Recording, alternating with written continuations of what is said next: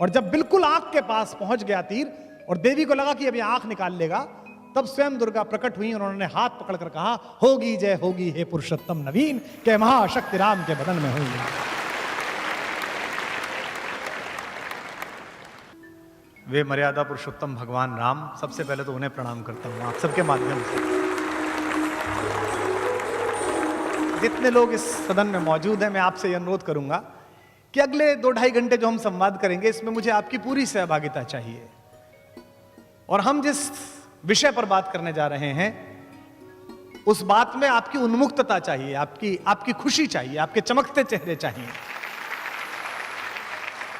यहां सनातन धर्म पर आस्था रखने वाले लोग बैठे हैं, यहां इस्लाम पर ईमान लाने वाले लोग बैठे हुए हैं, यहां दशमेश पिता की संतानें भी बैठी हुई हैं, पगड़ीधारी बंधु भी बैठे हुए हैं, अलग अलग लोग बैठे हुए हैं। ये क्यों आ गए हैं? इसका कारण है, इतने लाखों वर्षों में भी भगवान हमसे पराया है। हर बार आया है, हर बार आता है। कभी कृष्ण बनकर आता है, कभी राम बनकर आता है, कभी गुरु गोविंद सिंह जी बनकर आता है, कभी सल्लल्लाहु अलैहि वसल्लम हुजूर के रूप में आता है, कभी ईसा मसीह के रूप में आता है, कभी बुद्ध के रूप में आता है। उर्दू की शायरी कहती है, कितने अवतार हुए, कितने पैगंबर आए, कितने अवतार हुए, कितने पैगंबर आए, तू ना आया तेरे पैगाम बराबर आए। उसके पैगाम जरूर आते हैं, लेकिन हम बहुत शातिर हैं, मनुष्य बहुत शातिर है। मनुष्य से अधिक चालू जानवर पूरी पृथ्वी पर नहीं है, सबसे तेज जानवर है। और मनुष्य की यात्रा जानवर से शुरू हुई है और उसे देवता तक पहुंचना है, लेकिन वो बहुत तेज है। जो काम उसे कठिन लगता है, उसे वो कोष्ठक में बंद कर देता है। ईश्वर पृथ्वी पर आया, हमें गले लगाया, हमारा दोस्त बना, हमारे साथ संबंध स्थापित करे, हमारा भाई बना। उसने करके दिखाया कि ऐसे होता है। हमको लगा ये तो बहुत मुश्किल है, बाप की माननी तो बहुत मुश्किल है, घर छोड़ के निकलना तो बहुत मुश्किल है। तो हमने कहा एक काम करते हैं, मुश्किल आसान करते हैं, ये ईश्वर है, इसे मंदिर में बंद कर देते हैं और फिर कहेंगे यार ये तो ईश्वर है, ये कर सकता है, हम तो आदमी हैं। हमने चालूपने से काम लिया। महात्मा गांधी के मार्ग पर चलना कठिन था, इसलिए हमने हर शहर में महात्मा गांधी मार्ग बना दिया।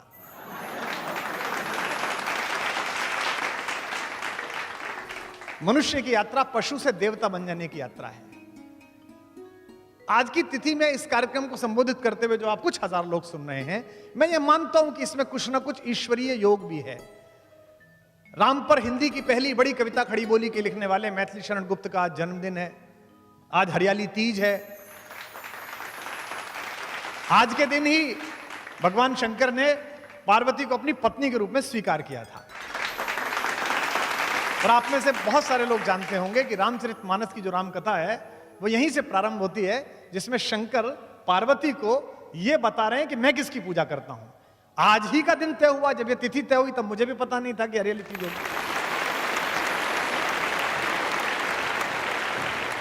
आज की सभा उपनिषद है, जितनी देर हम बैठेंगे। उपनिषद कैसे है?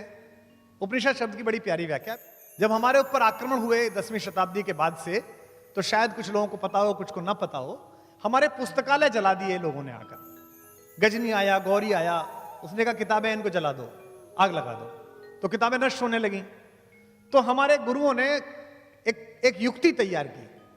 उन्होंने कहा किताबों का अगर जलाना है तो जला दो। गुरु ने जिसको 4 साल गुरुकुल में पढ़ाया, उसमें सबसे मेधावी जो छात्र था, जिसको बुद्धि जिसकी ठीक चलती थी, जिस स्मरण अच्छा होता था, उसको कहा कि मुझे गुरुदक्षिणा दोगे बेटा? शिष्य ने कहा गुरुजी मैं तो 4 साल पढ़ा हूं, आप बताइए मुझे क्या करना है। तो उन्होंने कहा गुरुदक्षिणा में मुझे कुछ सामान मत दो, ये 4 वेद हैं, इन्हें याद कर लो बस।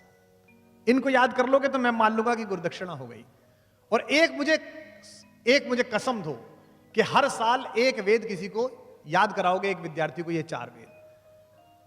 जिसने 4 वेद कंठस्थ किए, उस मेहनीय मेधावी विद्यार्थी को गोत्र नाम दिया गया चतुर्वेदी, 4 वेद याद करने वाला। इसके बाद जो दूसरा था, जिसे 3 वेद याद हो सकते थे, उसे कहा गया तू त्रिवेदी। जिसे 2 वेद याद हो सकते थे, वो द्वेदी। जिसे मिश्रित ज्ञान प्राप्त हुआ, गीता भी पढ़ी, उपनिषद भी पढ़ा, शास्त्र भी पढ़ा, उसे मिश्र कहा गया। और जिसने गुरु के पास बैठकर सीखा, उसे उपाध्याय कहा गया, क्योंकि उसने उपनिषद किया। तो आज के दिन हम और आप उपनिषद कर रहे हैं, हम एक दूसरे के पास बैठे हैं और इस बात पर चर्चा कर रहे हैं। आप सोच के देखिए, आपकी कॉलोनी में जो 3 कोठी दूर रहता है, 3 फ्लैट दूर रहता है, जो आपके दोस्त रहते हैं वो माहेश्वरी जी फोन करके कहते हैं कि यार वो गुप्ता जी मैं आपके घर आ रहा हूं जरा, मैं और मैडम आ रहे हैं, तो आप क्या करते हैं? सोफे पर जो तकिए उल्टे सीधे पड़े उन्हें थोड़ा ठीक कर देते हैं, कर देते हैं ना। लेकिन अगर दूसरे शहर से आपके बहनों ही फोन करें कि भाई साहब आज शाम तो हम आपके घर आ रहे हैं, पकौड़ी बनवा लीजिए, तो आप चद्दर भी बदल देते हैं, बैठ की चद्दर भी बदल दो, कमरा भी ठीक रख दो। लेकिन अगर किसी दिन आपका कोई सुपरस्टार जैसे आप पसंद करते हो, सचिन तेंदुलकर, विराट कोहली, अमिताभ बच्चन, प्रधानमंत्री, कोई भी आपसे कह दे कि मैं आपके घर आ रहा हूं, तो आप इंटीरियर वाले को बुलाते हैं, कहते हैं सारा बदल दो, आगे से भी सही कर दो, पेंट ठीक कर दो, ये भी कर दो, बड़ा अतिथि आ रहा है, ज्यादा साफ सफाई करते हैं। तो जब इन सामान्य अतिथियों के आने पर इतनी साफ सफाई है, तो इस परिसर में तो राम उतरने वाला है, इसलिए ज्यादा साफ सफाई की आवश्यकता है, ज्यादा अच्छी। जिसे कहते हैं ना भक्त हो जाना विषय का। इसके विपरीत शब्द क्या है? इसके विपरीत शब्द है विभक्त। विभक्त कभी भक्त नहीं हो सकता। तो इस परिसर में बैठिए तो विभक्त होकर मत बैठिए, 100% इधर के होकर। मैं ये इसलिए कर रहा हूं क्योंकि मुझसे बड़े ने कहा, बाबा ने कहा, तुलसीदास ने कहा, स्वांते सुखाए तुलसी रघुनाथ गाथा। पर यह मेरी स्वयं की यात्रा है और इसका लाभ आपको भी मिलेगा। हर कला अपने आप शुरू होती है, स्वांते सुखाए शुरू होती है, अहेतुक शुरू होती है। अहेतुक बड़ा प्यारा शब्द है। जैसे 2000 किलोमीटर दूर समुद्र में 3 लहरें 4 लहरें बड़ी बड़ी लिपट के एक दूसरे से नाचती हैं, आधा आधा किलोमीटर ऊंची उठ के। इसलिए नहीं नाचती कि सैटेलाइट उन्हें देखे, इसलिए नहीं नाचती कि वो डॉल्फिन जो बाकी तैर रही है उनका कोई वो डांस का कोर्स करवाना है, वो इसलिए नाचती है कि उनके अंदर ये ऊर्जा है। इसे अहेतुक कहते हैं। तो आज का ये सदन, आज का ये सत्र अहेतुक सदन है। मनुष्यता ने जितने सपने देखे हैं उनमें राम सबसे सुंदर सपना है, सबसे प्यारा सपना है। और हम कई बार अहंकार में होते हैं, आप भी होते हैं। इसमें महफिल में मैं देख रहा हूं कई आईएएस अधिकारी बैठे हुए हैं, कई आरएएस अधिकारी बैठे हुए हैं जिनसे मैं परिचित हूं, जो प्रशासन में काम करते हैं, कई डॉक्टर्स बैठे हुए हैं। सत्ता अहंकार करती है। विश्वामित्र जब लेने गए राम को तो दशरथ ने कहा इसे ही क्यों ले जा रहे हो, मेरी सेना ले जाओ, किसी और को ले जाओ। तो विश्वामित्र ने कहा कि 4 चीजें हैं जिनमें से एक आ जाए तो आदमी अहंकारी हो जाता है। यौवनम, जवानी, धन, पैसा, संपत्ति, आपकी महल दुमहले, प्रभुत्वम, प्रभुत्व, ये आ जाए कोई एक तो आदमी अहंकारी हो जाता है। यौवनम, धन, संपत्ति, प्रभुत्वम, अविवेकता, एकमपि अनर्थाय किम यत्र चतुष्टयम। एक आ जाए तो अनर्थ हो जाता है, अगर चारों साथ हो तो महा अनर्थ। लेकिन आपके बेटे के पास ये चारों हैं, उसके बाद भी ये विनम्र है, इसलिए इसे ले जा रहा हूं, इसलिए इसको अपने पास चाहता हूं। आद्य शंकराचार्य जी ने जब पूरे भारत में सनातन धर्म का झंडा फहरा दिया तो सुनते हैं कि वो बनारस गए थे और सुबह सुबह बनारस में पूजा करते में परिक्रमा कर रहे थे मंदिर की, बाबा विश्वनाथ की। अहम ब्रह्मास्मि कहते थे ना, उनका था अहम ब्रह्मास्मि, मेरे अंदर ब्रह्म है, आपके अंदर भी ब्रह्म है, सबके अंदर ईश्वर है। तो सुबह सुबह जब निकले तो सामने से कूड़े का, मल का टोकरा उठाए हुए उन्हें एक सफाई कर्मचारी मिल गया, गंदे से वेश में। आद्य शंकराचार्य जी शंकराचार्य होने के आभा में थे। उन्होंने कहा हटो हटो, रास्ता छोड़ो, रास्ता छोड़ो। तो वो और चौड़ के खड़ा हो गया। तो शंकराचार्य गुस्से में आ गए। उसने कहा मूर्ख, मेरा रास्ता रोकता है, रास्ता छोड़, हट सामने से। तो सामने खड़े हुए सफाई कर्मचारी ने कहा किसे हटाता है, मुझे हटाता है या मेरे अंदर जो बैठा है उसे हटाता है, किसे हटाता है? एक क्षण के लिए बोला तो आद्य शंकराचार्य को लगा ये तो अहम ब्रह्मास्मि है। और सुनते हैं कि वो सफाई कर्मचारी भगवान शंकर के रूप में परिवर्तित हो गया। यानी कि शंकर खुद कहने आए थे तो बोल तो रहा है लेकिन इसे समझ भी ले जो कह रहा है, आज इस अहम ब्रह्मास्मि को समझ भी ले। विवेकानंद ने बहुत अच्छा कहा, the moment I have realised god sitting in the temple of every human body. मुझे जब भी लगता है कि ईश्वर बैठा है किसी के अंदर, the moment I stand in reverence about every human being and see god in him, the moment I am free from bondage. Everything then binds, vanishes and I am free. आप जिस समय दूसरे के अंदर ईश्वर देखना शुरू कर देंगे उस समय आप मुक्त हो जाएंगे इस सारे वितंडे से कि तुम हिंदू हो, तुम मुसलमान हो, तुम सिख हो और ईसाई हो। हम लोग विदेश से बहुत प्रभावित होते हैं। अगर मैं आपसे पूछूं कि मनुष्य का विकास कैसे हुआ तो इस हॉल में बैठे हुए 90% लोग ये कहेंगे कि डार्विन की थ्योरी ऑफ एवोल्यूशन है। ऐसा डार्विन की थ्योरी ऑफ, हम अपना धर्म नहीं पढ़ना चाहते, अपनी चीजें नहीं पढ़ना चाहते, हम गीता नहीं पढ़ना चाहते, हम कुरान शरीफ नहीं पढ़ना चाहते, हम दशमेश पिता का ज्ञान जो गुरु के रूप में उपलब्ध है उसे नहीं पढ़ना चाहते। कहने का तात्पर्य यह है कि हम धर्म को मानते हैं पर धर्म की नहीं मानते।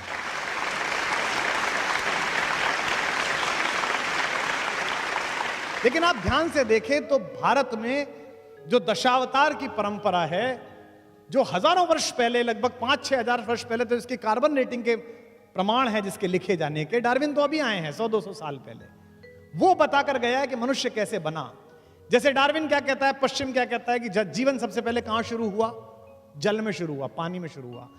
हमारा पहला अवतार कौन है? मत्स्य अवतार, मीन, मछली कहां पैदा हुई? पानी में पैदा हुई। फिर उसके बाद कहता है कि आगे बढ़ी थोड़ी सी प्रकृति, तो एक ऐसी चीज पैदा हुई जो पानी में और जमीन पर दोनों चल सकती थी।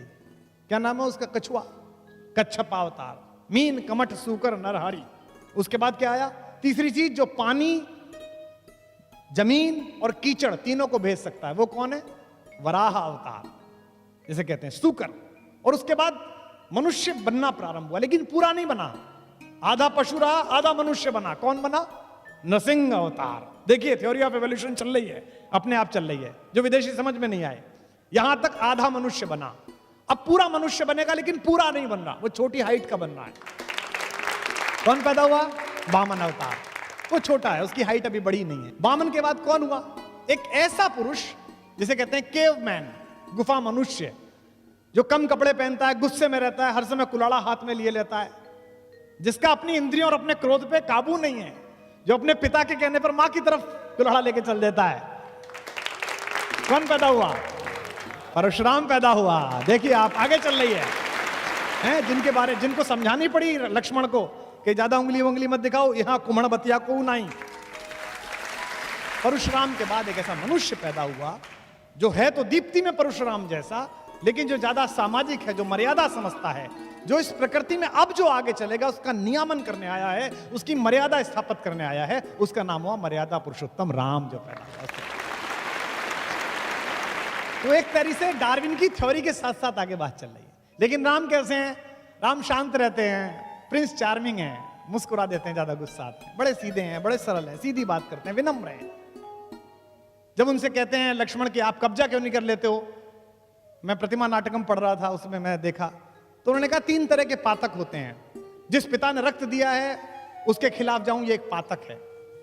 जिस मां ने मुझे सगी मां से भी ज्यादा प्यार से पाला है, उसके खिलाफ जाऊं, ये एक पातक है।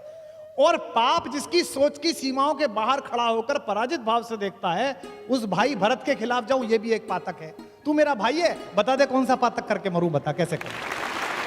वो राम पहले सामाजिक व्यक्ति हैं। तो राम का डीएनए जो है वो रिसेशन का डीएनए नहीं है, वो इवोल्यूशन का डीएनए है। इसलिए उनमें अपने घर के सारे लक्षण हैं। उनके एक पूर्वज है दिलीप, जिन्होंने गाय को बचाने के लिए अपना जीवन उत्सर्ग कर दिया। सच्चे वाले गौपालक थे वो, ऐसे वाले नहीं जो आजकल घूम रहे हैं, अच्छे वाले गौपालक।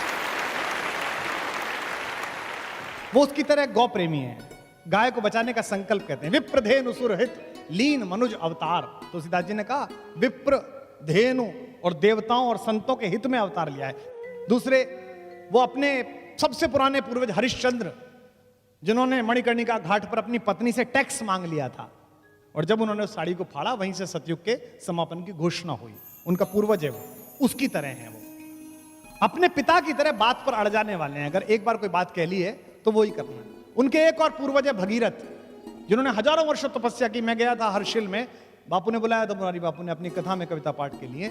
हरिशिला वो जगह है, हर्षिल गंगोत्री के पास, जहां बीच गंगा में भगीरथी की धारा में एक बहुत बड़ी चट्टान फंसी हुई है। उसके ऊपर बैठ के हजारों साल तप किया, ऐसा सुनते हैं। तब जाकर गंगा प्रकट हुई और पृथ्वी पर आई, मोक्षदायिनी बनी। उनमें भगीरथ जैसी इच्छा भी, इसलिए उनका वंश इक्ष्वाकु वंश कहलाता है। संस्कृत के विद्वान लोग यहां पर बैठे, ईख को इक्ष्वाकु कहते हैं, इक्षु कहते हैं ना ईख को। ईख क्या है? ईख अकेली फसल है जिसका सब कुछ काम में आता है। ईख प्रतीक है इक्ष्वाकु वंश का, जिसका ना रस समाप्त होता है ना यश समाप्त होता है। ये राम के बारे, वो उस खानदान में पैदा हुए। उनके बारे में कहा गया कि वो अवतार हैं। अवतार क्या है? अवतार मनुष्य की बनाई इस पृथ्वी में जो थोड़ी बहुत हमने चीजें बनाई हैं, इसमें ईश्वर के भरोसे का नाम अवतार है।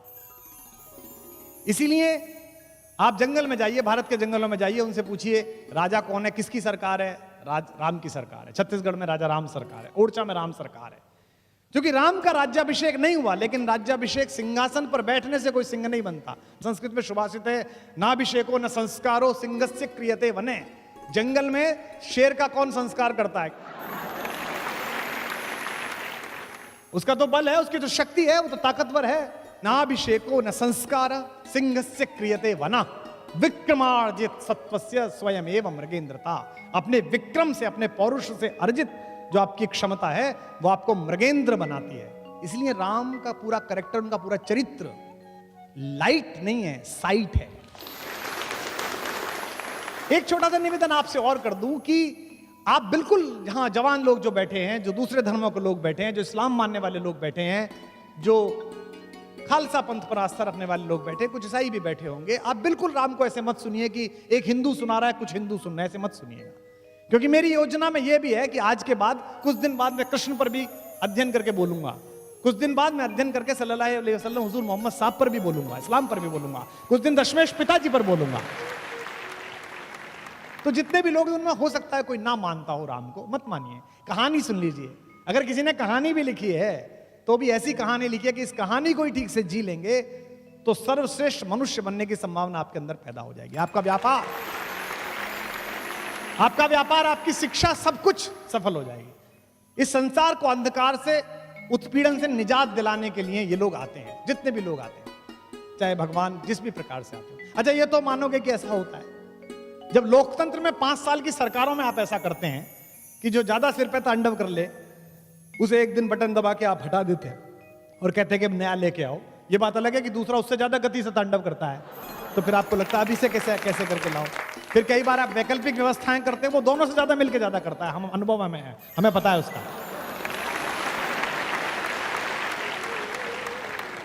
तो राम की विजय उनकी निजता का उत्सव नहीं है, राम की जीत अपनी जीत नहीं थी। इसलिए आज राम चले गए वो नहीं है, लेकिन उत्सव जारी है। आप मुझे बताइए, जो क्रिकेट खेलने वाले लोग हैं, जिस समय आप उस वर्ल्ड कप की झांकी देखते हो जिसमें कपिल देव कप को उठा रहे हैं, तो कैसा अच्छा सा लगता है। जिस समय आप वो वाला दृश्य देखते हो जब बहुत नाराज सौरभ गांगुली अपनी शर्ट लहराते हुए घूम रहे हैं, तो कैसा अच्छा लगता है। तो जब हमारे सामने अभी जो पैदा लोग हैं, उनकी छोटी सी विजय हमें इतना उत्प्रेरित, इतना दीपित, इतना उत्साहित, इतना सम्मोहित कर सकती है, तो हजारों साल पहले जिसने अंधकार के खिलाफ सबसे बड़ी जीत पैदा की, अगर उसे ध्यान से जानेंगे तो कितना उत्साहित हो जाएंगे, कितने उत्प्रेरित हो जाएंगे, कितनी गति बढ़ेगी। कोई एडिसन ऐसा नहीं है जो एक बल्ब से दूसरे बल्ब को स्पर्श करा दे तो उजाला हो जाए। यह केवल मनुष्य को यह हक हासिल है कि वो ईश्वर बन के आए। इसलिए अयोध्या जाते समय और अयोध्या से लौटते समय राम ने जो सबसे महान काम किया वो एकात्मकता का काम किया। अयोध्या से लौटते समय उन्होंने हर वो काम किया जो इस देश को एक साथ जोड़ सकता है, जो इस देश को एक साथ बांध सकता है। महात्मा गांधी के पूरे संघर्ष पर राम की छाप है। उन्हें पता था कि साउथ अफ्रीका में वो जिनके खिलाफ लड़ रहे हैं, सूट बूट पहन के उनके खिलाफ नहीं लड़ सकते। इसलिए सबसे पहला काम उन्होंने ये किया कि कपड़े वो उतारे और उन्होंने राम की तरह सामान्य कपड़े पहने। फिर भी उन्हें लगा कि अभी वो वेशभूषा नहीं आई जिससे राम लड़ते हैं। एक धोती ऊपर पहनी, एक नीचे पहनी और 3 साल भारत घूमा। बिहार के दूर के हिस्से में पहुंचने पर उसने देखा कि एक महिला के पास एक ही कपड़ा था, वो नहा रही थी ताकि ट्रेन चली जाए तब पानी से निकले। तो बापू पानी पीने उतरे तो उन्होंने अपने ऊपर वाला कपड़ा भी ये कह के कस्तूरबा से कहा कि अगर इस देश में ऐसे लोग हैं जिनके पास एक भी कपड़ा नहीं है तो 2 कपड़े पहनना अपराध है।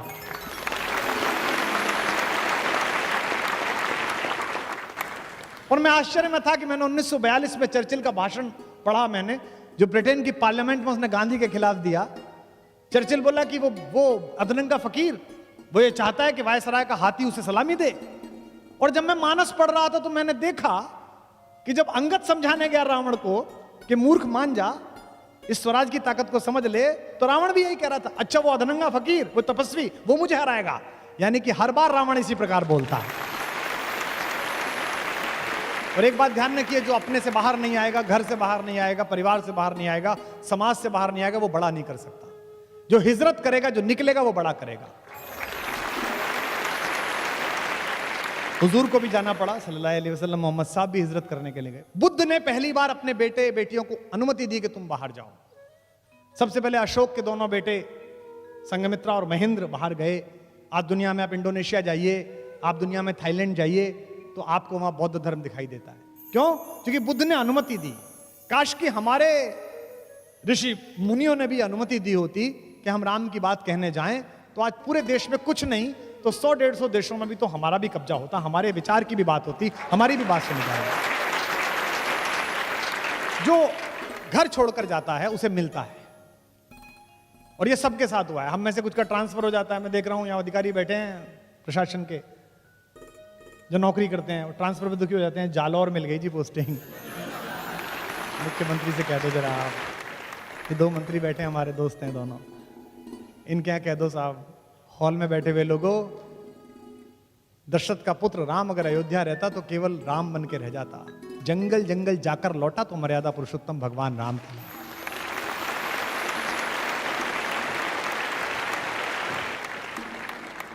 एक शेर मुझे उर्दू का याद आया, आप सबके भगवानों के नाम है, मेरे और आपके सबके।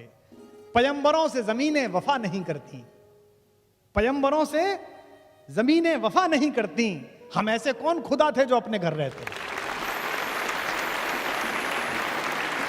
अयोध्या छोड़ी राम ने तो अपनी आनुवंशिक पोजीशनिंग छोड़ी। मैं अध्यात्म रामायण पढ़ रहा था तो उसमें बड़ा अच्छा उल्लेख था कि राम जंगल जाएं या ना जाएं, विश्वामित्र इस पे चर्चा कर रहे हैं वशिष्ठ से, तो राम वहां आ गए। तो पिता ने कहा कि तुम यहां मत बैठो, तुम्हारा ये निर्णय नहीं है, राजा का निर्णय मैं और गुरुजी कर लेंगे। राम ने कहा आपका निर्णय है, लेकिन चूंकि मेरे बारे में निर्णय है इसलिए मेरा बैठना जरूरी है, मैं जाऊंगा। उनसे कहा अच्छा जाना ही है तो सेना साथ ले जाओ। तो उन्होंने कहा कि जंगल के लोगों की रक्षा अगर सेना से ही होनी थी और सेना ही ठीक थी तो मेरे जाने से क्या था। पिता ने कहा अंगरक्षक साथ ले जाओ। तो उन्होंने कहा कि अगर मुझे अपने अंगों की रक्षा करने की चिंता करनी पड़ी तो जिन्हें दूसरों को बचाने जा रहा हूं, दूसरों को रक्षा करने जाऊं, उन्हें क्या करके आऊंगा, उनसे क्या कह के आऊंगा। रास्ते में विश्वामित्र उनसे बात करते जाते हैं। विश्वामित्र कहते हैं लड़ोगे कैसे? तो उन्होंने कहा कौन लोग हैं, कैसे लोग हैं? तो विश्वामित्र ने कहा कि वो तो जंगली लोग हैं। तो बोले उनसे उनके साथ ही लड़ेंगे। बोले उन्हें कुछ नहीं आता है। तो विश्वामित्र ने कहा उन्हें कुछ तो आता होगा, क्या काम करते हैं? तो विश्वामित्र ने कहा उनमें से कुछ लोग तो लकड़ी का काम करते हैं, बांस का काम करते हैं। राम ने कहा हो गया काम, उनसे बांस के तीर बनवाएंगे, उनसे धनुष बनवाएंगे, हमारी आर्टिलरी तैयार हो रही है। और क्या करते हैं? बोले लोहार हैं, लोहे का काम करते हैं, भील हैं, बहुत अच्छे, उनसे भाला बनवाएंगे, तलवार बनवाएंगे, ढाल बनवाएंगे, आधा काम तैयार हो रहा है। बोले और क्या है? बोले वो पशु पक्षी बांधने का काम करते हैं। बोले उनसे घोड़ों की ट्रेनिंग कराएंगे। तो बोले वो तो अपने काम करेंगे, तुम्हारी सेना में क्यों रहेंगे? उन्होंने कहा सेना में नहीं ले जा रहा, उनको सेल्फ डिफेंस सिखा रहा हूं, आत्मरक्षा सिखा रहा हूं। इस पूरे देश को आताताई सोच के खिलाफ खड़ा करने वाले पहले कमांडर का नाम मर्यादा पुरुषोत्तम राम है, जिसने तैयार किया है। मित्र के साथ हो, भाई के साथ हो, अपनी पत्नी के साथ हो, पुत्र के साथ हो, आइडियल लाइफ स्ट्रक्चर कैसा खड़ा होना चाहिए वो राम का है। सबसे पहले अपने पिता के साथ, अपने भाइयों के साथ जो उनका व्यवहार है। आप में से कितने लोग जानते हैं, कितनों ने मानस वहां से पढ़ी है कि जब उनका राज्याभिषेक होना था तो उनकी एक ही शिकायत थी केकई से। केकई ने कहा कि बेटा तुम्हारा राज्याभिषेक होना है, तुम राजा बनोगे। तो उन्होंने एक ही शिकायत करी अपनी माँ से कि ये कौन सी खराब बात है, हम 4 भाई एक साथ पैदा हुए, हम एक साथ पले बढ़े और केवल बड़े का राज सिंहासन मिलेगा, केवल उसका राज्याभिषेक है तो गलत बात है, हम चारों को राज्य मिलना चाहिए। उनकी अकेली शर्त थी जीवन में, यानी कि समाजवाद का पहला स्टेटमेंट, सोशलिज्म का। दूसरा मित्र के नाते वो कहते हैं कि जे न मित्र दुख होए दुखारी तिनहि विलोकत पातक भारी। अगर मेरे रहते मित्र दुखी है, चाहे वो सुग्रीव हो, चाहे विभीषण हो, चाहे केवट हो, उसके साथ देते समय जो उनकी विनम्रता है, जो संपत्ति शिव रावणी दीन दिए 10 मात। आपको पता है कि रावण को 10 सिर चढ़ाने पर, मैं ये नहीं मानता कि रावण के 10 सिर थे, हो सकता है कुछ लोग मानते हो। मुझे भी लोग कहते हैं कि साहब एक टाइम में 3 बुद्धि कैसे चलती हैं, चुटकुला भी याद आ जाता है, संस्मरण भी याद आ जाता है, कविता भी याद आ जाती है, यानी कि 3 तो अपने भी हो गए। तो वो ब्रह्मा के वंश में पैदा हुआ, पुलस्त मुनि के पुत्र विश्रवा का बेटा था। उसकी इंटेलिजेंसिया का जो क्वोशंट था वो 10 मस्तिष्क के बराबर था। वो इतना स्मार्ट और इतना ज्यादा इंटेलिजेंट था कि उसके पास 10 दिमागों के बराबर दिमाग था। तो कहानी चल गई कि भाई 10 सिर हैं उसके। ये सिर्फ मुहावरे हैं जिनको कालांतर में हमारी धार्मिक परंपरा ने सत्य सिद्ध कर दिया। हमारे पूरे धर्म की व्याख्या अधिकांशतः जिन लोगों ने की है वो श्रद्धा पर आयोजित है। भगवान ने ऐसा किया। मुझे राम क्यों प्रिय लगते हैं? राम के जीवन में चमत्कार नहीं है। आपने कभी नहीं देखा होगा राम को कि राम ने यूं करके आकाश में हाथ हिलाया और उसके बाद एक शस्त्र निकाला और फेंक दिया, ऐसा नहीं। सब कुछ अर्जित है जो अपना है। सबसे पहले जब जंगल में मिलने के लिए सारे लोग गए वनवास के समय, तो सबसे पहले प्रथम राम भेटी कैकेयी, सरल स्वभाव भगत मति गई। तीनों माँ आकर खड़ी हुई, कौशल्या आकर खड़ी हुई, कैकेयी आकर खड़ी हुई, सुमित्रा आकर खड़ी हुई। राम उठे, राम को पता चला माँ आई हैं, गुरु जी आए हैं। सोच के देखिए आप, राम के ऐसे हैं कि ये सीनियोरिटी नहीं जानेंगे, हायरार्की नहीं जानते वो, कि पहले अपनी माँ के पैर छूं, फिर सुमित्रा के छूं, फिर कैकेयी के छूं। सबसे छोटी हैं वो तो, लेकिन उनको पता है कि इनके मन में दुख है, इनके मन में गिल्ट है, इसलिए अगर मैं सबसे पहले पैर छू लूंगा तो ये मानद हो जाएंगी, इनको मान्यता मिल जाएगी। आज मैथिली शरण गुप्त का जन्मदिन है।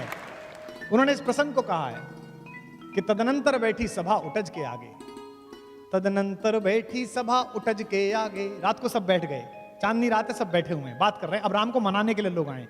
तदनंतर बैठी सभा उठज के आगे, नीले वितान के तले दीप बहु जागे, टकटकी लगाए नयन सुरों के थे वे, परिणाम उत्सुक उन भयातुरों के थे वे, उत्फुल्ल करौंदी कुंज वायु बह बह कर, करती थी सबको पुलक पूर्ण मह मह कर।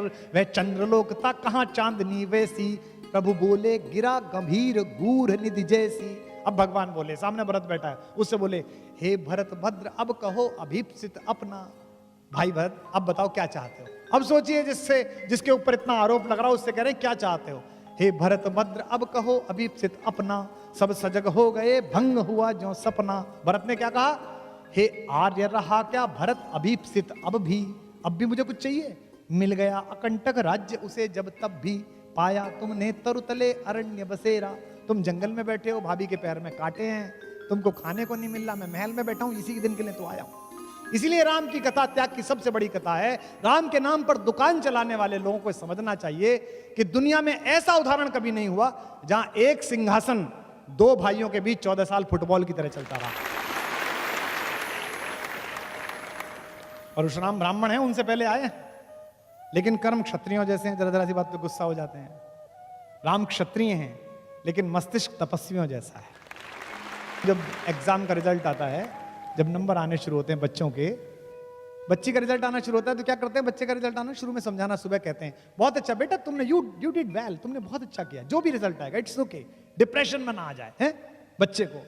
और दुनिया का सबसे बड़ा राज सिंहासन। आज थोड़ी सी लड़ाई किस बात की है, मैंने पिछली बार खबर देखी, एक का टिकट कट गया तो आत्महत्या की कोशिश करी उसने। बताओ 5 साल को एक टुच्चा सा काम मिलेगा, वो छोटा सा है। मैंने 2-3 बार बांटा है तो मुझे पता है कि ले जाओ बहुत टुच्चा सा काम मिलेगा। और इतनी चिंता कि वो आत्महत्या करने को तैयार हो गया। सोचिए, पूरी पृथ्वी का राजा बनना था उसको, छोटा मोटा मामला नहीं था, पूरी पृथ्वी का राजा बनना था उसको। एक पूरे भारत का नहीं, पूरी पृथ्वी का। पृथु उनके घर में ही पैदा हुए, जो देश में बड़ा है वो उनके घर में पैदा हुआ।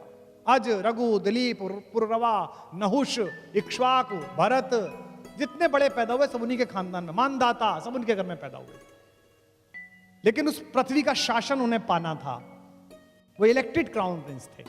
और अचानक एक बंदी ने आके कहा कि युवराज आपको महाराज याद कर रहे हैं। उत्साह में भरे हुए राम लक्ष्मण दोनों पहुंचे तो देखा कमरे में अंधेरा है, पिता बैठे। उन्होंने कहा, पूछा जी पिताजी क्या बात है। पिता ने कहा कि बेटा वो कल राज्याभिषेक नहीं हो पाएगा, तुम सुबह अपनी पत्नी को लेकर 14 वर्ष के वनवास के लिए चले जाओ। राम ने कहा कि जो आ गया पिताजी। और राम ने अपनी पत्नी से कहा तैयारी करिए, सुबह वनवास पे चलना, 14 वर्ष बाद आएंगे अयोध्या। कहना आसान है, बहुत सरल है। इंटरव्यू हुआ नहीं, प्रीलिम्स पास किए, मेंस नहीं निकला है, ग्रुप डिस्कशन में रह गए। हमको भी लोग कहते थे कि तुम रह गए।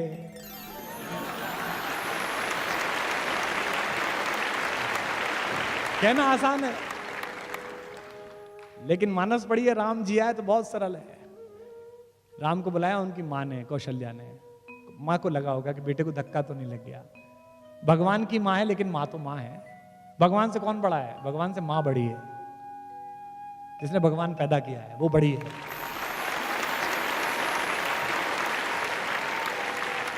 इसलिए तुलसीदास जी शुरू में प्रणाम करते हुए कहते हैं, बंदों कौशल्या दिशि प्राची। प्राची दिशा के समान जो कौशल्या, उन्हें प्रणाम कहता हूं, जिनकी कोख से सूर्यवंशी राम पैदा हुआ है। माँ ने पूछा कि बेटा क्या हो गया, माँ को सब पता है। तो राम ने ये नहीं कहा कि मुझे जंगल भेज दिया, भरत को राजा बना दिया, माँ मेरा सिंहासन छीन लिया, मेरा क्राउन छीन लिया। कितनी पॉजिटिविटी है जो सीखनी है लाइफ में आज के बाद से, इस हॉल से जाते हुए। कल भी बात करेंगे इस पे। कौशल्या ने पूछा बेटा क्या हुआ, तो राम ने कहा माँ पिता दे ही मोहि कानन राजू, मुझे जंगल का राज्य दे दिया पिता ने, मैं जंगल का राजा बना। कितनी सुंदर बात है। क्या कहा उन्होंने कि पिता दे ही मोहि कानन राजू, जहां सब भांति मोर बड़ काजू, जहां मेरे सारे बड़े काम प्रतीक्षा कर रहे हैं, जो भी दुनिया में बड़ा करूंगा। और सोच के देखिए, राम जंगल नहीं जाते तो क्या होते, राम वन गए तो बन गए। राम विनम्र रहते हैं, शालीन रहते हैं, मुस्कुराते हैं वो, तो इसी आत्मविश्वास में उनकी जीत है। डिप्रेशन से बाहर लाए अंगद को, और जब अंगद गया बात करने के लिए, तो आप देखिए कम्युनिकेशन स्किल सिखाया जाता है ना आजकल। आजकल सबसे बड़ी प्रॉब्लम क्या है, बीटेक कर लो, एमटेक कर लो, लड़का जो है, लड़की जो है, वो कम्युनिकेट नहीं कर पा रहा, अपनी बात नहीं कह पा रहा, माँ से नहीं कह पा रहा, पिता से नहीं कह पा रहा, गर्लफ्रेंड से नहीं कह पा रहा, बीवी से नहीं कह पा रहा, नौकरी में नहीं कह पा रहा। ऐसी बहुत सारी घटनाएं आप देख रहे हैं जिनमें ना कह पाने के कारण वो आत्महत्या कर रहा है, डिप्रेशन में जा रहा है। अंगद को उन्होंने कम्युनिकेटर बना के भेजा। राम कितने पॉजिटिव हैं। उनसे विभीषण कहते हैं, जिस दिन अगले दिन युद्ध शुरू होना है, उस दिन कहते हैं कि सर थोड़ा बैठ के स्ट्रेटेजी बना लें, कौन किधर से बढ़ेगा, इतना बड़ा आदमी है, इससे लड़ना है। तो कहते हैं कि नहीं यार, वो अंगद भेजा है मैंने, दूत ना, बाली का बेटा, और मुझे उम्मीद है कि रावण मान जाएगा, सीता को वापस दे देगा, अपन क्यों लड़ाई लड़े। ये राम है। एक बात ध्यान से रखना, अभी बहुत बड़ी घटना इस समय पूरे देश में राजनीतिक हलचल चल रही है जिससे हम जुड़े हुए हैं। राम ने अपने पूरे जीवन में किसी भी राक्षस को मारते समय उससे निगोशिएट नहीं किया। छोटों से, खर से, दूषण से, ताड़का से, सुबाहु से सीधा मारा। उन्होंने एक ही आदमी से निगोशिएट किया, रावण से। क्योंकि राम जानते थे कि आतंकवाद की लड़ाई में स्लीपर सेल के साथ समझौता नहीं किया जाता, उसको तो मारा ही जाता, उसको तो खत्म ही किया जाता। और हमारी सरकारें, हमारी व्यवस्थाएं क्या कर रही हैं, स्लीपर सेल से बात कर रही हैं। तो अगर राम राज्य वालों को समझना है तो राम से ही समझें कि राम ने अपने देश में रहने वाली किसी स्लीपर सेल के साथ बात नहीं की। लंका दूसरा देश था, उससे बातचीत जरूरी थी, उससे पहले कहना जरूरी था, इसलिए उससे पहले बातचीत की, जो कि हम पाकिस्तान के मामले में लगातार करते हैं, इतने समय से बातचीत करते हैं, और उसके बाद फिर अपना काम भी दिखाते हैं। तो अंगद गया, उसका आत्मविश्वास, लीडरशिप डेवलपमेंट मैं बता रहा हूं राम का। उसने पहली जो वाक्य बोली उस पर हंसेंगे भी आप। रावण ने पूछा कि मेरा और राम की क्या लड़ाई, तू जानता मैं कौन हूं, क्या तेरा वो फकीर तपस्वी, वो मुझसे लड़ेगा, मेरा उसका क्या।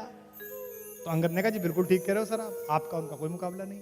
रावण को लगा यार आदमी उसने भेजा है, हमारे पक्ष में बोल रहा है, तो वो बड़ा प्रसन्न हुआ। उसने कहा बिल्कुल ठीक, मेरा उसका क्या मुकाबला। तो अंगद का कम्युनिकेशन स्टाइल देखिए जो राम ने डेवलप कराया है। तो क्या कहा कि सिंधु तरयो उनको बनरा, उनका तो बंदर, बंदर भी नहीं, बंदर में थोड़ा ग्रेस आ जाएगा, मतलब हनुमान चाचा हैं उनके अंगद के, फिर भी उनको बंदर भी नहीं करे, चाचा जी भी नहीं करे, क्योंकि डिप्रेशन में रावण को लाना है। तो कहते क्या, सिंधु तरयो उनको बनरा, तुझ पे धनुरे गई न तरी। उनका तो बंदर पूरा समुद्र पार कर आया, और तुझ पे उनके छोटे भाई ने एक रेखा खींच दी थी, वो नहीं तरी गई। तेरा उनका क्या मुकाबला भाई, दोनों का आपस में।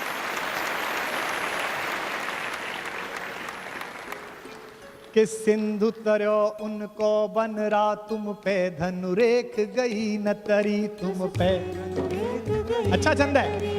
सिंधु तरयो उनको बनरा, तुम पे धनुरेख गई न तरी, तुम पे धनुरेख गई न तरी। वानर बांधत सो न बंधो, उन बारिधि बांध के बाट करी, उन बारिधि बांध के बाट करी, उन बारिधि बांध के बाट करी। अज हूँ रघुनाथ प्रताप की बात, तुम्हें दशकंठ न जाए परी, तुम्हें दशकंठ न जाए परी। तेलनि तूलनि पूछ जरी न जरी, गढ़ लंक जलाए जरी धड़ी, लंक जलाए जरी। तेरा सारा तेल लगा, तेरा सारा कपड़ा लगा, एक बंदर की पूंछ जलाने के चक्कर में तूने अपना पूरा नगर जलवा लिया, बता यार। और तू कह रहा है कि उनसे लड़ने चलेगा, उससे लड़ने चलेगा। इसलिए जो कम्युनिकेशन स्किल है, विभीषण से संवाद जो राम ने किया, वो साधन और साधना के बीच का संवाद है। बड़ी अद्भुत बात है। राम की शक्ति पूजा, आप में से शायद अधिकांश लोगों को पता होगा कि राम और रावण के युद्ध में एक दिन ऐसा आया था जिस दिन राम की सेना पराजित हो गई थी, तोड़ फोड़ मचा दी थी रावण ने, जिस दिन रावण खुद आया था। महाप्राण निराला ने कविता लिखी है राम की शक्ति पूजा। रवि हुआ अस्त ज्योति के पत्र पर लिखा, अमर रह गया राम रावण का अपराजेय समर। आज का तीक्ष्ण विदिक्ष प्रकर वेग प्रखर, शतशैल शंवरणशील नील नवगर्जित स्वर, विच्युत वन्य राजीव नयन हत लक्ष्मण, लोहित लोचन रावण मदमोचन महायान। ऐसी कविता लिखी है। उस दिन सब बेहोश हो गए, सुग्रीव बेहोश हो गया, सौमित्र बेहोश हो गए, लक्ष्मण सब बेहोश हो गए। राम लौटे तो राम बहुत दुखी थे। जामवंत ने समझाया, जामवंत सबसे सीनियर हैं सेना में, मतलब सबसे फाइनल पोजीशन पे, ब्रिगेडियर जनरल से भी ऊपर हैं। उन्होंने राम से कहा कि इतना क्यों दुखी होते हैं, वही आपका हाथ है, वही आपका तूणीर है, मार लेंगे, इसे कोई दिक्कत नहीं है। किसी किसी दिन होता है, सामने वाले का दिन होता है, किसी किसी दिन नहीं होता। राम ने कहा ऐसा नहीं है, जब मैं युद्ध लड़ रहा था तो मैंने एक बात देखी, रावण नहीं लड़ रहा था, रावण के साथ शक्ति लड़ रही थी, दुर्गा लड़ रही थी, देवी लड़ रही थी। और ये अजीब बात है कि मैं धर्म के साथ हूं, मेरे साथ नहीं लड़ रही, उसके साथ लड़ रही हैं। तो जामवंत ने कहा अगर ऐसा है तो युद्ध हम संभालेंगे, आप पूजा करिए। तो 108 कमल मंगाए गए। ये दशहरा क्यों मनाया जाता है ये आज शायद कुछ लोगों को पता चलेगा। हम तो कहते हैं कि रावण हरा दिया, ऐसा हुआ नहीं। ये जो शक्ति की पूजा, नवरात्रि की पूजा क्यों है, 9 दिन राम ने ध्यान धारण किया और 108 कमल वो चढ़ाते थे, एक एक कमल शक्ति के चरणों में चढ़ाते थे, त्रिकुटी में साधते थे, इमेज बनाते थे, जैसे सूफी लॉ लगाते हैं, जैसे साधु लॉ लगाते हैं, वो ध्यान में चढ़ते चले गए। आखिरी दिन जिस दिन आया, जिस दिन उनको वर मिलना था शक्ति का, 107 कमल जब उन्होंने चढ़ा दिए तो देवी ने सोचा कि इसका एग्जाम लेती हूं कि कितना भक्त है। वो आखिरी नील कमल उठा के ले गई। राम ने यूं करके थाली में हाथ फिराया तो देखा कि कमल ही नहीं है। तो वो ध्यान से नीचे उतरे और देखा कि कमल नहीं है। उन्हें लगा अब साधना भंग हो जाएगी। निराला लिखते हैं कि राम की आंखें भीग गई। राम ने कहा दिख जीवन जो सहता ही आया है विरोध, दिख साधन जिसके लिए सदा ही किया शोध, जानकी हाय उद्धार प्रिया का हो न सका। ये 3 लाइन है, लेकिन चौथी लाइन राम की, ऐसी के कारण वो राम है। दुखी है कि अब क्या करूंगा, सब हार जाऊंगा। दिख साधन जिसके लिए सदा ही किया शोध, दिख जीवन जो सहता ही आया है विरोध, जानकी हाय उद्धार प्रिया का हो न सका, पर एक और मन रहा राम का जो न थका। उन्होंने कहा ऐसे थोड़ी चलेगा, ऐसे पूजा थोड़ी उठा दूंगा। तो राम ने क्या किया, राम ने कहा कि मां कहती थी मुझको राजीव नयन, मुझको कहती थी कमल के जैसे आंख वाला है मेरा बेटा, तो अभी 2 कमल के फूल मेरे पास हैं। तो राम ने अपना एक तीर निकाला अपने तरकश में से और उसको हाथ से पकड़ के उसकी फलक आंख की तरफ ले गए कि अपनी एक आंख चढ़ा देता हूं। युद्ध में विजय होनी चाहिए, सत्य जीतना चाहिए। और जब बिल्कुल आंख के पास पहुंच गया तीर और देवी को लगा कि अभी आंख निकाल लेगा, तब स्वयं दुर्गा प्रकट हुई और उन्होंने हाथ पकड़कर कहा होगी जय होगी हे पुरुषोत्तम नवीन, के महाशक्ति राम के बदन में हुई।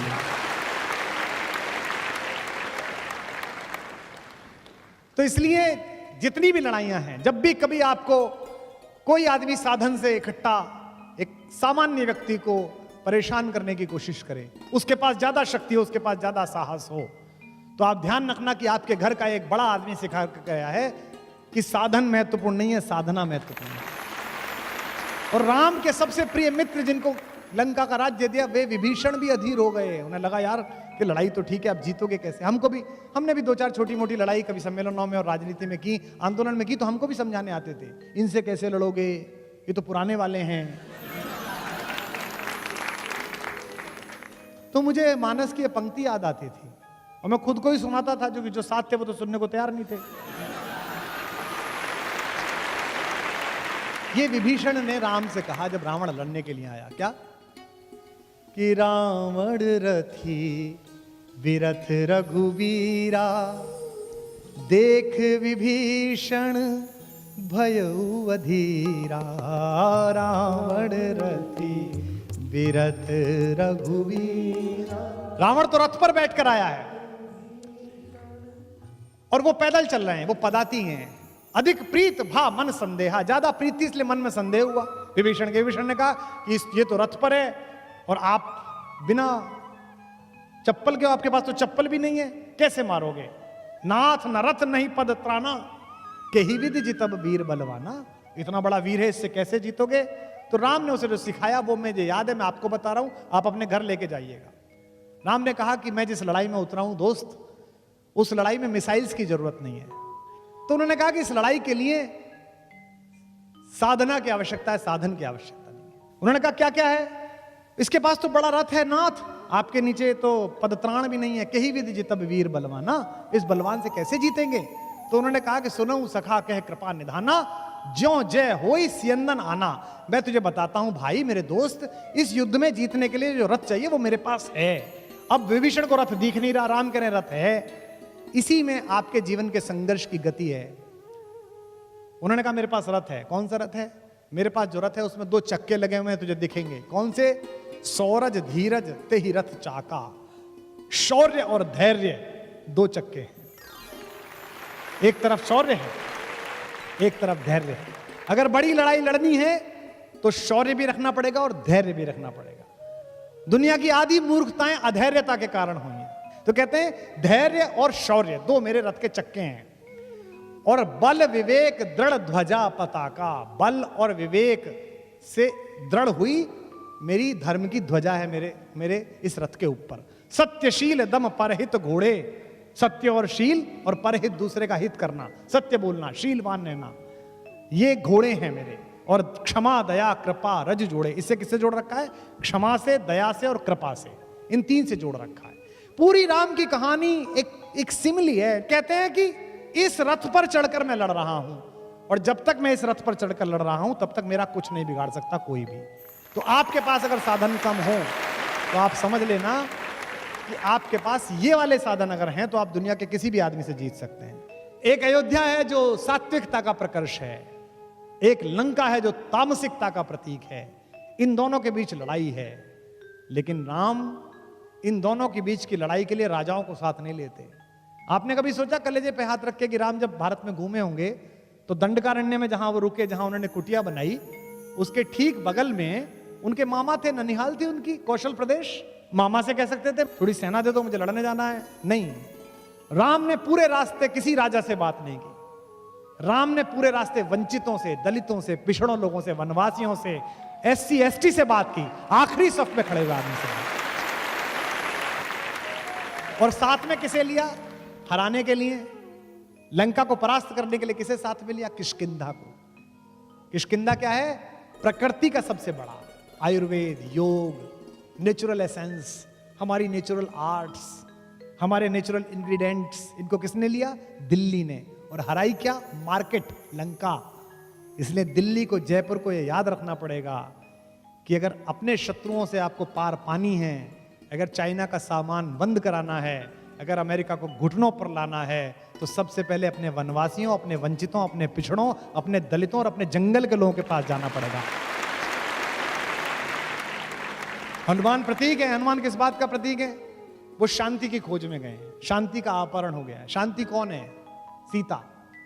सीता साक्षात शांति है इस कहानी में। और शांति किसको मिलती है? शांति मिलती है उस आदमी को जो अपनी देह के लोभ से बाहर आ जाता है, जो विदेह हो जाता है। सीता के पिता का नाम क्या है? विदेह। विदेह राज की बेटी हैं, राजा हैं वो, लेकिन विदेह हैं। मैथिली शरण गुप्त का जन्मदिन है, मुझे ज्यादा याद आ रहे हैं गुप्त जी। गुप्त जी ने लिखा, योगी भी हैं शरण जिनके जो अनासक्त गेही, अनासक्त गेही, घर में रहते हुए घर से आसक्त नहीं है। किसको मिली वो? विदेह को, देह में रहते हुए देह से बाहर। और सत्ता में बैठे हुए लोगों और सरकारी अधिकारियों, RS अधिकारियों, IPS IAS अधिकारियों जो यहां बैठे हो वो सुनो, और जो बनना चाहते हो वो सुनो। शांति राज्यसभा में बैठकर नहीं मिली। जब राजा जनक लोकसभा में बैठे हुए थे तब नहीं मिली, जब सिंहासन पर बैठे थे तब नहीं मिली, युद्ध कर रहे थे तब नहीं मिली। कब मिली? जब किसान की तरह पसीना बो रहे थे खेत में, तब सीता माता उन्हें प्राप्त हुई। राम सूर्यवंशी हैं जो आकाश का द्योतक है, और सीता पृथ्वी से निकली हैं। इसका मतलब क्या है? ये प्रकृति के दोनों चीजों की युति है। लक्ष्मण भाई का प्रतीक है, बचपन से जानते हैं। 12 ते निज हित प्रति जानी, लक्ष्मण राम चरित रति मानी। भरत के आने पर लक्ष्मण क्रोध करते हैं, राम समझाते हैं उनको। आप में से जितने लोग हैं, मैं इस पर कल भी बोलूंगा, सोच के बताइए राम की कहानी में कि राम के अलावा केवल एक पात्र है जिसका मंदिर बना। एक एक दो मंदिर कहीं बन गए हो तो बन गए हो। राम की कहानी में राम के अलावा किसी का मंदिर नहीं बना। जिस माँ ने उनको जन्म दिया उस कौशल्या का मंदिर नहीं है, जिस पिता ने जन्म दिया उस दशरथ का मंदिर नहीं है, लक्ष्मण का मंदिर नहीं है, किसी का मंदिर नहीं है। केवल एक ही मंदिर है, हनुमान का। और वो भी ऐसा मंदिर है कि राम को मनाओ मत मनाओ, उन्हें मान लो, यही सब काम कर देंगे। तो हनुमान क्या है? हनुमान राम तक पहुंचने के, राम जैसा होने की सीढ़ी हैं। आज के बाद से एक और पात्र का आदर करना राम के साथ साथ, अगर राम का आदर करना है तो, अगर राम से सीखना है, किसी भी धर्म के लोग हों। हिंदुस्तान में जितने आक्रमण हुए इसमें कभी हम जीते कभी वो जीते, और तर्कहीन श्रद्धा के कारण हारे हम, क्योंकि वो भी तलवार से लड़ते थे, हम भी तलवार से लड़ते थे। कभी वो घोड़े लाए, कभी हाथी लाए, कभी हमने घोड़े हाथी लगाए। युद्ध में बराबर के हथियार इस्तेमाल हो रहे थे। भारत के एक बेटे ने एक नया हथियार बनाया, और ऐसा हथियार बनाया कि फिर वही वो हारे, फिर केवल संस्कृति जीती, आज तक जिंदा है इतने आक्रमणों के बाद। और भारत का वो बेटा रहता था चित्रकूट के पास, आत्माराम दुबे का लड़का, जिसका नाम था तुलसी। उसने 77 वर्ष की आयु में एक कहानी लिखी राम की, और उसने बताया कि ये तो छोटे छोटे लंपट हैं जिनसे तुम लड़ रहे हो, ये तो जरा जरा से हैं। तुम्हारे गांव का एक लड़का तो पैदल गया था और सबसे बड़े को मार के आया था, क्यों अपना आत्मविश्वास क्षीण करते हो? तुलसी की मानस आई, और उसके बाद आम हिंदुस्तानी में यह विश्वास पैदा हो गया कि अब मैं भी लड़ सकता हूं, अब कोई भी लड़ सकता है, और इसी के बल पर हम लड़ाइयां जीते। शक्ति विनम्रता भी पैदा करती है और अहंकार भी पैदा करती है। इसीलिए यक्ष ने युधिष्ठिर से पूछा कि भगवान का भोजन क्या है। युधिष्ठिर ने बताया कि भगवान अहंकार खाता है। रावण को अहंकार है, न सत्य मानता है न तथ्य मानता है। तथ्य क्या है? तथ्य है कि भी हार चुका है तू। राम और रावण में एक पंक्ति का अंतर है, रावण इच्छाओं के पाश में बंधा है और राम इच्छाओं से परे जा चुके हैं। रावण में पावर ऑफ पनिशमेंट है, राम के पास राइट ऑफ पनिशमेंट है। रावण का अपयश बहुत है, जबकि वो खानदान में बड़े में पैदा हुआ है। हनुमान ने भी कहा, जब हनुमान से पूछा मुझे जानता है मैं कौन, अच्छा वो हर आदमी से पूछता मुझे जानता है मैं कौन हूं, ये बड़ी इन्फीरियरिटी है। अंगद से पूछता मुझे जानता है मैं कौन हूं। आपने देखे ना कई लोग सड़क पे पुलिस वाले से कहते हैं जानता है कौन हूं, मेरे फूफा विधायक हैं, पता है ना, हमारे चाचा वो हैं। ये क्या है? इन्फीरियरिटी है, ये छोटेपन से आती है। लेकिन राम का एक यश है, वो इक्ष्वाकु वंश में पैदा हुए। वाल्मीकि रामायण इसी लाइन से शुरू हुई है, इक्ष्वाकु वंश प्रभवो रामो नामा जना श्रुता। लेकिन वो अपने खानदान का कभी वर्णन नहीं करते। जिससे भी मिलते हैं वो कहते हैं, अहिल्या के पास गए तो उनसे क्या कहते हैं, मां मैं दशरथ का पुत्र अपनी पत्नी सीता और भाई लक्ष्मण के साथ आपको प्रणाम करता हूं। पिता का नाम इसलिए बताते हैं कि भारत में परंपरा है, गुजरात में तो और महाराष्ट्र में तो पिता का नाम बीच में जोड़ा जाता है। लेकिन वो अपने अहंकार में, इसलिए रावण की शक्ति भय देती है और राम की शक्ति निर्भय देती है। रावण अहंकार में अपमान करता है और राम छोटे आदमी को भी उठा लेता है। रावण सैडिस्ट है, बहुत सारे लोग सैडिस्ट होते हैं। इस देश में बहुत सारे लोग इस बात से दुखी हैं कि उनका पड़ोसी सुखी है, अपने सुख से कोई प्रसन्न नहीं है। रावण की यही समस्या है, वो सैडिस्ट है। हनुमान की पूंछ काटता है, कहता है कि सबसे पहले सुनि विहस बोला दस्कंदर, अंग भंग कर पठियो बंदर। इस बंदर की पूंछ काट के भेजो। वो भी कलाकार आदमी थे, उन्होंने कहा काम शुरू करो, चलो देखते हैं। पूरा तेल वेल डला, सब कुछ डला। मैनेजमेंट के उदाहरण है वो, मिनिमम इनपुट मैक्सिमम आउटपुट। कपड़ा रावण का, तेल रावण का, जली रावण की। पूरी लंका जलाई, केवल एक घर नहीं जलाया। किसका? विभीषण का। क्यों? उनके ऐसे तेल ही नहीं आया था। सबने तेल भेजा, उन्होंने नहीं भेजा। बोले इनका इन्वेस्टमेंट ही नहीं है कंपनी में देने के, डुबोना। बात खत्म। लेकिन राम जटायु के घाव साफ करते हैं। आप में से कुछ लोगों को पता होगा कि राम ने अपने हाथों से उनका अंतिम संस्कार किया और कहा कि मैं दुर्भाग्यशाली हूं कि मुझे अपने पिता का अंतिम संस्कार करने का अवसर नहीं मिला। हे संत, हे जटायु, हे गिद्धराज, आज आप मुझे अपना अंतिम संस्कार करने का अवसर देकर मेरे पुत्र होने को पूरा कर रहे हैं, ये कहा। शत्रुघ्न बंधन मुक्त हैं, उनके पास बंधन नहीं है। एक कैरेक्टर और राम कहानी में जिसका जिक्र ही नहीं होता, शत्रुघ्न। सब अपने अपने काम में चले गए, वो वही है। आज मैथिली शरण गुप्त का जन्मदिन है, मैं कई बार उन्हें याद कर चुका।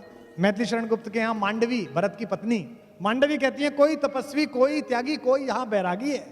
हमारे घर में बड़े खलीफा हैं, कोई तो तपस्वी हमारा पति, कोई त्यागी हमारे जेठ जी, कोई बैरागी हमारा दूसरा देवर लक्ष्मण जंगली चला गया। मेरा पूरा घर संभाले छोटे देवर बड़भागी हैं, पूरा घर संभाल रखा है, मेरे छोटे देवर सबसे अच्छे हैं। उर्मिला मुदिता है, बेटी की तरह प्रसन्न रहती है। तो as an administrator, as a management guru, as a brother, as a father, जितने भी प्रकार से राम ने इस जीवन को बड़ा किया है, अगर वो हम में थोड़ा थोड़ा आना प्रारंभ कर दे तो हमें ठीक हो जाएगा। सागर निजामी ने, यहां इस्लाम मानने वाले बैठे हैं, हिंदुस्तान बिना राम के नहीं है। साहिले सरजू यहां गंगा यहां जमुना यहां, साहिले सरजू यहां गंगा यहां जमुना यहां, कृष्णा और राधा यहां, रामा यहां सीता यहां, हिंदियों के दिल में बाकी है मोहब्बत राम की, मिट नहीं सकती कयामत तक हुकूमत राम की। ये सागर निजामी कहकर गया। अल्लामा इकबाल ने कहा है, राम के वजूद पर हिंदुस्तां को नाज, अहले नजर समझते हैं उनको इमाम हिंद। मेरे मन में बड़ी शंका थी कि बात क्या होगी, मैं बोलूंगा क्या, इसकी कोई तैयारी नहीं है, बस मेरे पास जो है मैं वही सुनाना चाहता हूं, जानना चाहता हूं, मिलना चाहता हूं खुद से, राम के माध्यम से, कृष्ण के माध्यम से, आद्य शंकराचार्य के माध्यम से, बुद्ध के माध्यम से, महावीर के माध्यम से। राम भी महावीर हैं। जैन समाज के लोग बैठे होंगे, महावीर को अरिहंत कहा जाता है। अरिहंत मतलब जिसके शत्रु मर गए हों, जबकि उन्होंने किसी को मारा नहीं है। तो शत्रु को मारने का क्या तरीका है? या तो शत्रु को मार दो या शत्रु को मित्र बना लो। अपने शत्रु को मित्र बना लो तो आप अरिहंत हो जाओगे।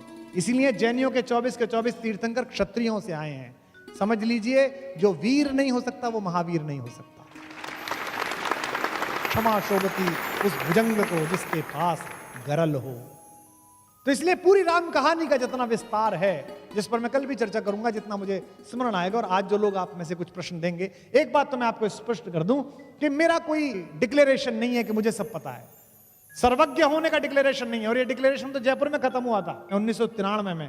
पहली बार मैंने नौकरी शुरू की, मेरे 2 विद्यार्थी सुनने आए हैं। एक तो पुलिस में काम करता है, यहाँ पर इंस्पेक्टर है, आज सुनने आया, बोला गुरुजी सुनने आऊंगा। मैंने कहा तब ढंग की बात सुनी होती तो ज्यादा बड़ा अफसर बनता, जब मैं पढ़ाता था क्लास।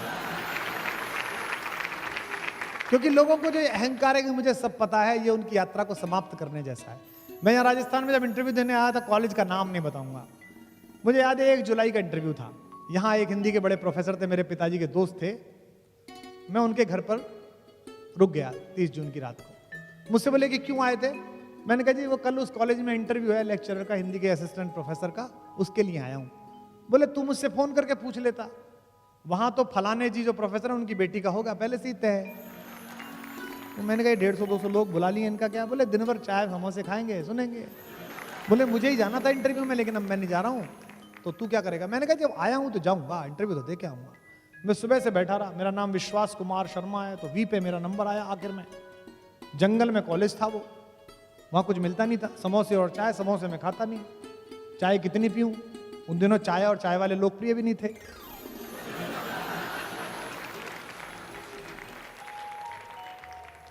शाम तक ऊर्जा का दम निकल गया। तो राजस्थान विश्वविद्यालय की एक प्राध्यापिका थी हिंदी की, वो बैठी थी इंटरव्यू लेने के लिए। खाना पूरी हो रही थी। अब बताइए आप, एक लड़का आया बेचारा, through out first class, university topper, net clear कर रखा है, आया है। तो मैं आया, उन्होंने पहला सवाल, मेरे जीवन के साक्षात्कार का पहला सवाल।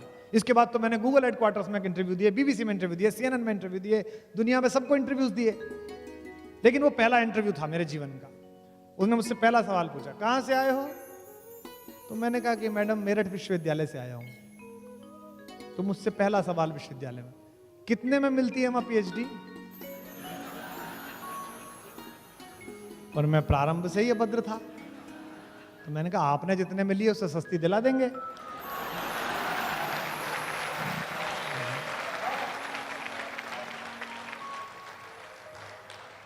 तो बोली कि वो छक पका गई, लोग हंसने लगे अंदर जो बैठे थे। बोली आप तो साक्षात्कार देने के मूड में नहीं लग रहे। मैंने कहा जी मैं तो कल रात से मूड में हूं। तो बोली अच्छा क्या पूछे हैं आपसे? मैंने कहा कुछ भी पूछिए। तो कहने लगी कि अच्छा आप सर्वज्ञ हो, क्या सब आता है आपको? मैंने कहा नहीं मैडम, सर्वज्ञ तो मेज के उस पार होते हैं, मेज के इस पार तो अल्पज्ञ होता है, तो मैं अल्पज्ञ हूं। तो मुझसे बोली कि आप ज्यादा विराट प्रतिभाशाली लग रहे हो, इतना छोटा कैंपस आपकी प्रतिभा संभाल नहीं पाएगा। तो मैंने कहा जी जो आप कह रही हैं अंदर से मेरे भी यही आवाज आ रही है। और ये कह के प्रणाम करके मैं निकल लिया। मुझे लगता है कि अगर उस दिन उन्होंने मुझसे ठीक से व्यवहार कर लिया होता तो मेरी जिंदगी ठीक ना होती। जो अपने से बाहर आया उसको सारा संसार मिला। तो एक तो मुझे यह भ्रम नहीं है, कल भी मैं इस पर चर्चा करूंगा, कि मुझे कुछ अधिक पता है। मुझे ऐसा लगता है, मैं इस समय ऐसा सोचता हूं कि आइंस्टाइन पढ़ाते हो आप अपने बच्चे को, आइंस्टाइन की जीवनी पढ़ो, आप चार्ली चैपलिन पढ़ाते हो कि चार्ली चैपलिन पढ़ो, आप कहते हो कि गांधी से सीखो, आप कहते हो नेल्सन मंडेला से सीखो। जब इनसे सबसे सीख सकते हैं तो हमारे घर में जो बड़े हुए उनसे हम नहीं सीख सकते हैं। तो जितनी भी कहानी है, जितनी भी अगर कहानी की तरह भी सुनो, तो अपने आप में ये एक गाइडलाइन ऑफ लाइफ है जो जीवन में सीख सकते हैं। अभी जो धर्म की जितनी भी व्याख्या हैं, वो सारे व्याख्याकार राम को उस तरह से बताने की कोशिश अधिकतम लोग कर रहे हैं जैसा राम ग्रंथों में है। मैं कहता हूं आज इस सभागार से हम सब अपना अपना राम लेके जाएं। और महिलाएं बैठी हैं यहां पर, महिला सशक्तिकरण का सबसे बड़ा एपिटॉम है राम। वाल्मीकि रामायण में पढ़िए, जब अहिल्या के पास गए तो पूछा कि ये किसका आश्रम है, इतना उजड़ा हुआ सा, इतना सुंदर है, लेकिन उजड़ा हुआ क्यों है? तो किसी ने कहा कि गौतम की पत्नी है, इनके ऊपर अपयश का दाग लग गया है। बोलती नहीं है, बात नहीं करती है किसी से। ये कैसी स्त्री है जिसके खिलाफ एक अफवाह फैला दी गई है, गंदगी फैला दी गई है। वाल्मीकि रामायण में आप देखिएगा तो राम जाते हैं और पैर छूकर कहते हैं कि मां, मैं दशरथ का पुत्र राम अपनी पत्नी सीता और भाई के सहित आपको प्रणाम करता हूं, चरण स्पर्श करता हूं। अगर कोई महिला जो इतनी ज्यादा समाज में त्याज्य हो, उसे देश का सबसे बड़ा आदमी मां कहने लगे, तो समझ लीजिए उसका कॉन्फिडेंस कितना लौटेगा। इसीलिए जो पत्थर जैसी बन गई थी वाल्मीकि रामायण में, शिला नहीं है अहिल्या, शिलावत हैं, पत्थर की तरह हैं। राम ने आदर का चरण छुआ तो उनके अंदर जिंदगी लौट आई। तो जितने भी लोग हैं वो अपना अपना राम यहां से लेके जरूर जाएं। और आपके प्रश्न अगर मुझे मिलेंगे तो मैं भी समृद्ध होऊंगा। आपके प्रश्न अगर मुझे जानकारी मिलेगी तो मैं भी समृद्ध होऊंगा। ये जो कुछ भी चल रहा है, जो पिछले 30 वर्षों में किया है, कवि सम्मेलन के नाम पर, कविता के नाम पर, इसने लोकप्रियता दी है, इसने प्रतिष्ठा दी है, लेकिन आज जो मैंने आपके साथ दिया, इसने मुझे आत्मिक शांति दी है, अंदर से खुशी दी है।